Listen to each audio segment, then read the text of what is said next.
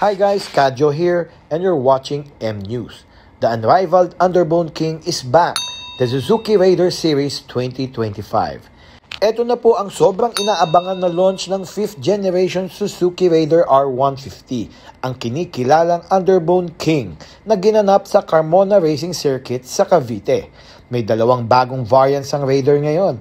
Ito ang Blade Edition na 130,000 pesos at ang Premium Raider Pro na 146,400 pesos na ngayon ay high-tech na at mas pinaganda pa ang performance.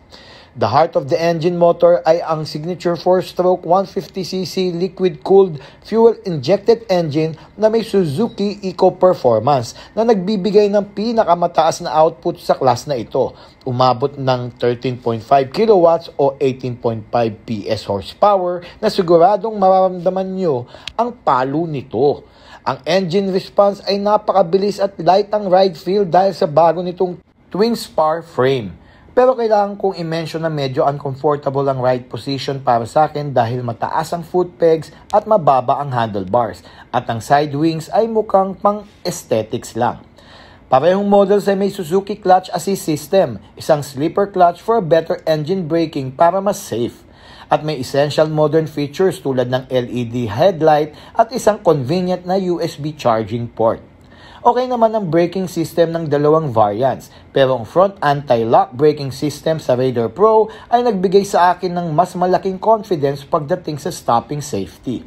Ang Premium Raider Pro ay may exclusive technology suite. Kasama nga rito ang front ABS, isang secure na keyless ignition system at connectivity via Suzuki Ride Connect app, which has a segment-first na turn-by-turn navigation sa digital panel. Ang Blade Edition naman ay available sa colors tulad ng Metallic Matte Blue, Pearl Bright Ivory, Candy Matte Bordeaux Red, at Metallic Matte Gray. Ang Raider Pro naman ay may Tech Yellow at Candy Matte Bordeaux Red at talaga namang gwapo sa personal. In general, sobrang okay ang overall features lalo na ang dagdag na USB charging port at Ride Connect. Na-maintain ng 5th Gen Raider ang raw performance legacy nito na pinuno ng features, modern safety at convenience. Ang presyo ng Blade Edition is 130,000 pesos. Ang Pro naman is 146,400 pesos. Para sa akin, ito pa rin ang hari ng mga underbones at ang pinakamabilis sa kompetisyon. Yun lang po, ako po ulit si Kadjo. See you guys next time.